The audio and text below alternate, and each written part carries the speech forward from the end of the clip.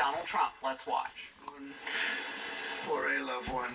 This terrible storm, we ask God to give you strength and comfort and peace.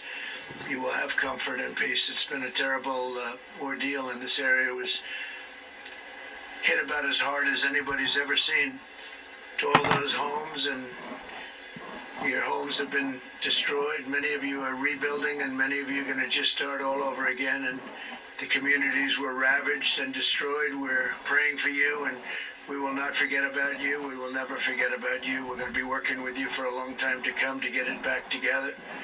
When I'm president, I will stand with you until the communities are fully rebuilt. Every single inch of every property will be fully rebuilt, greater and more beautiful than it was before. You're going to have better. What happened to this neighborhood and the communities all across North Carolina, South Carolina, Florida, Alabama, Virginia, Tennessee was an act of absolute devastation. Helene's vicious floodwaters tore wires from the arm. I want to say it was devastation from the Luciferian Lucifer pertaining to the devil coming down in great wrath, just as the Bible talks about. But I also want to say that what Donald Trump is doing, I think, is a very admirable, noble thing to do. And some of the things that he's talking about pertaining to FEMA, I don't know that are accurate or not. You're just going to have to take it upon yourself towards listening and debating for yourself of the accuracy or inaccuracy of what he's talking about. We do definitely need to keep all these storm victims in prayer. And not just the storm victims, but the burnt victims pertaining to what's gone on in all these other different apocalyptic events. For, I guess, now going back 25, 30 years ago, a people that's been deeply, deeply affected that has destroyed people's lives. Once more, these are all signs of living in the last days. And I admire the fact of anybody wanting to believe that they're going to be able to rebuild and rebuild better than what they ever was before.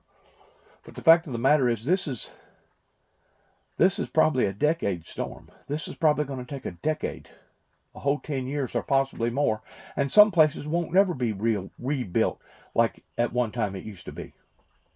It has changed the whole dynamics of their landscape. The whole terrain is now different. Please, if you can give to Red Cross, please give to Red Cross. If you can help in any way, please help. Because there's tragedies, it seems like, everywhere. There's been some mudslides, buried entire families. Grandparents died alongside their grandchildren. Homes, towns, farms, roads, bridges, schools throughout the region. They now lie in ruin. So beautiful an area, so beautiful it was. But it'll be more beautiful. But you can never forget the death. The death. All of America shares your sorrow and your grief over the past few weeks. This region has seen an extraordinary hardship. But in the midst of such terrible tragedy, we have also seen the extraordinary love that binds us together as Americans. And it does indeed. I want to thank our great first responders. They've never let us down. This was a tough one, but they never let us down. And the emergency personnel who leapt into action with such great heroism, including the incredible firefighter and his nephew who lost their lives trying to save their neighbors. A lot of heroes really developed with this. They'll be talked about for a long time to come. They will not be forgotten. Thanks also to the many wonderful charities and service organizations that have become so familiar to so many. The burden of the response has been incredible. In the wake of this horrible storm, many Americans in this region felt helpless and abandoned and left behind by their government. And yet in North Carolina's hour of desperation, the American people answered the call much more so than your federal government, unfortunately. Citizens poured into western North Carolina from all over the country, bringing food, water, fuel, medical aid, even helicopters, and their own rescue standards started, and they started at a very high level, credible, what they've done. Having no experience, they learned very quickly, but they've helped so much. Nothing is more inspiring than to see the American spirit triumph over adversity with the most selfless acts of generosity and love. One of the patrons who stepped forward to help was Adam Smith, a former Green Beret.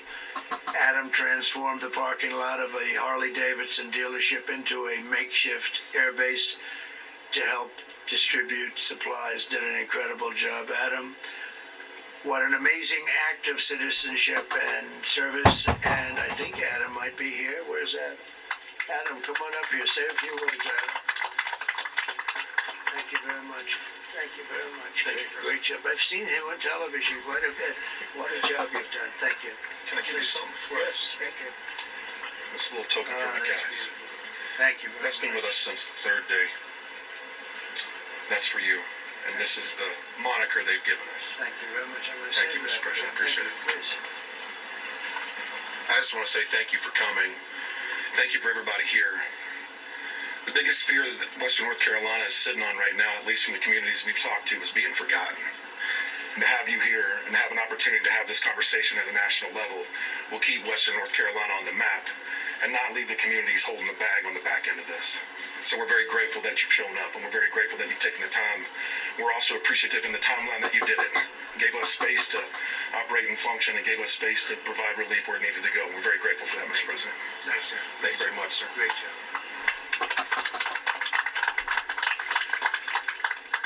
Thank you very much. We're also joined by Brian Burpo, owner of Diamondback 4x4, where we are today. And Brian, you have a very interesting story to tell. Do you mind telling it? No, not at all. Thank you. So I got a phone call from my general manager, and he said, well, the building's underwater. And I couldn't believe it because the river is so far away from us, and I thought he was just playing a joke or whatever else. But we finally made our way to the building, and I couldn't believe what I saw when I got off the Swannanoa exit. We lost bridges, we've lost businesses, we lost homes, we've lost people. The devastation here is just not anything I would have ever imagined. So I thank all of the first responders, all of the nonprofit organizations that have come to our aid to help with the machinery and the people, the hands, the boots on deck. It's amazing. I am overwhelmed by generosity. And even with everything that's going on in our country today, for the past 3 weeks, that was put to the side. And everybody joined together and lent a hand. Some people couldn't be here, so they sent their contributions with somebody else, and they indirectly helped. We need those people still. We need that support. We're good on water, though. We got plenty of water, so we're good on water. But we have pallets of water laying around if anybody needs water. But we are very humbled and honored that that you guys keep us in your minds and in your prayers. We're going to need that for quite some time. So, as there are still families that are displaced from each other, pray for peace for those folks, some peace of mind. Mr. President, I can't thank you enough for coming out. I had in the back of my mind, I even made a comment to somebody. Trump would just show up. Trump would just show up. We need it. We need that shot of hope in the arm. We need that. We need to know we're going to be okay and not forgotten. You won't be. Thank you. You won't be. Thank you. Thank you very much. Great job. And Mike Stewart, the owner of Pineview Buildings, is here. Mike? Mike, please. Thank you. Yeah, we had a business right across the street, like with the Swananoa River flowing on the backside of it, and we lost everything. We had 70 plus buildings. We drove here 2 days later, and there wasn't one building that was ours, but there were houses and trailers and tankers and all sorts of things that were strewn across our property. And we lost a business, but there are a lot of people who lost everything, including loved ones. And I believe that you can serve as a great inspiration to this community right now. And the reason being is I think God's given you an indomitable spirit. And no matter what gets thrown at you, you find a way to press through. And I think that'll serve as an inspiration to this community to press on and move forward. I can't think of anything I'd rather have than a warrior leading our country, a warrior who, with the help of God and with faith and prayer, will lead this community, these communities, and this country to greatness. So thank you for being here today. Appreciate it. I never heard anything. That was from the heart. No speechwriter could write that. Thank you, right? If you don't mind, just because my heart's Yes. about to beat, do you mind if I pray for you? Yes, please. Okay, so, and all those that are prayers, would you join with me in this prayer? Father, I thank you for this man that you have raised up in this moment, in this season, for your purposes. And I pray that you would anoint him, that things aren't done just by might or by power, but by your spirit. So I ask that you would anoint President Donald Trump and give him a spirit of wisdom and understanding and insight as he moves to lead this nation back to greatness. In Jesus' name I pray. Amen. Bless you. Bless you. Wow, that's something you don't hear that often. It's incredible. And I appreciate that from both and from everybody. That's really nice. I would like to thank some of the people that have come. Senator Ted Budd, who's been so fantastic, a great senator, and become a very popular senator, too, highly respected in Washington, D.C. And he's here, and I'd like him just to say a couple of words. Ted, if you don't mind, please come on up.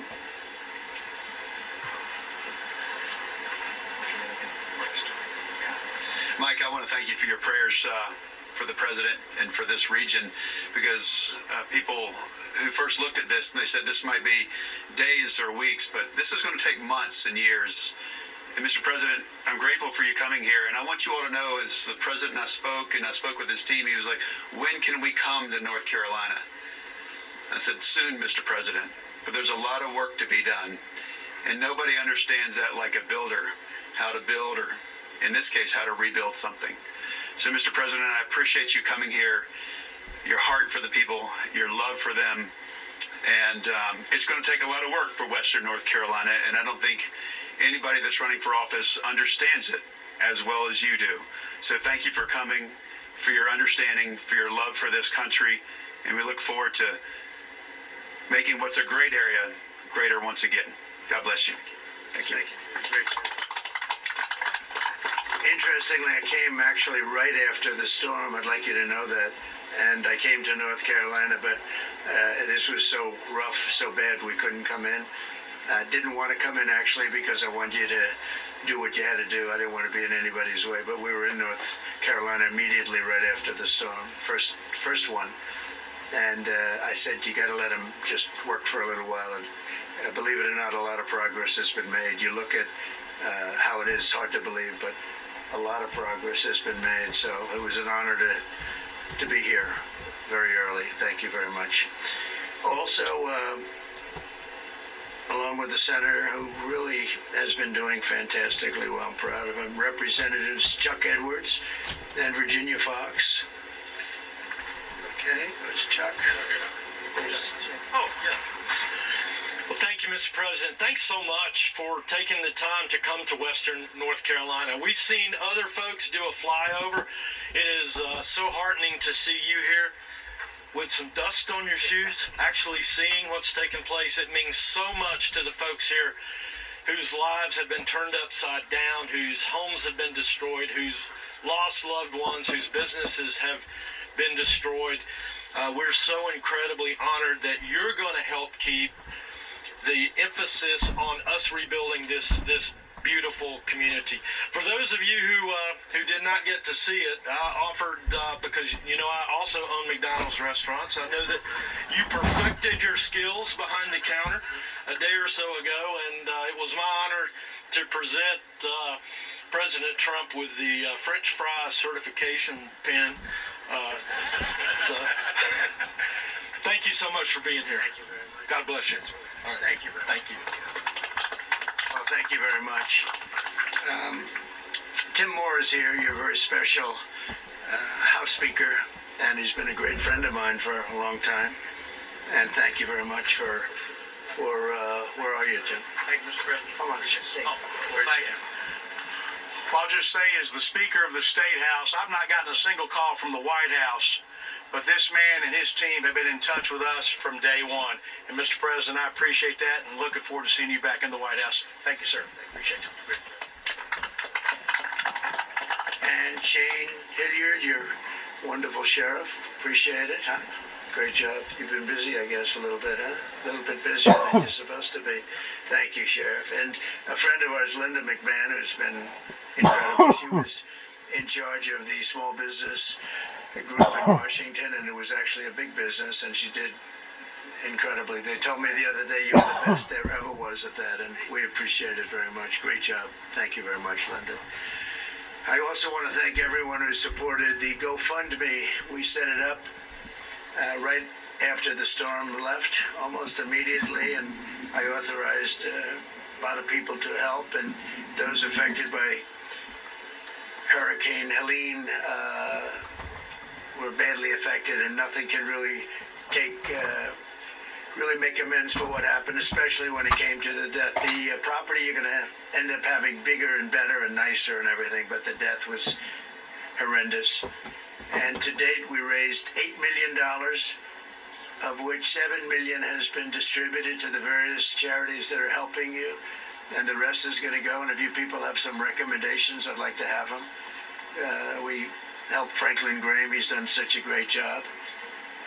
And some of the others that have done a great job. And if you have recommendations, I'd like to have them, because we have more coming and we have more already in the till. So we raised $8 million, which is great. That's contributions from a lot of great people, okay? But give us those recommendations if you would. I'd like to take them and do it the way you'd like to do, right? Thank you very much. We've distributed these funds directly to the organizations already. And there's going to be a lot of additional funds coming, I believe. Today I'm promising the people of this state that when I'm president, if I'm president, I feel better saying that, because you never want to take something like that for granted. I feel actually a little bit better. They always say, oh, please, don't say that, sir. Say when. We have to vote, and they have to get out and vote. And we can't have 4 more years of what we've just had, that I can tell you. But I will support and totally complete the rebuilding of every region and town and city that was devastated by the hurricane, and I will slash through every bureaucratic barrier that you're having already and having problems with right now, I understand pretty badly, to help you get back on your feet. And I will personally recruit businesses from all over the world to help restore the prosperity to the region. They'll be moving in. They're going to be a lot of businesses are going to be moving back to our country through the proper use of taxation, incentives, and tariffs, one of the most beautiful words that nobody understands, or very few people understand. He understands it. But we're going to be using tariffs and good, proper taxation, and very importantly, incentives. And we're going to have a lot of people moving back to your state and this region, but your state.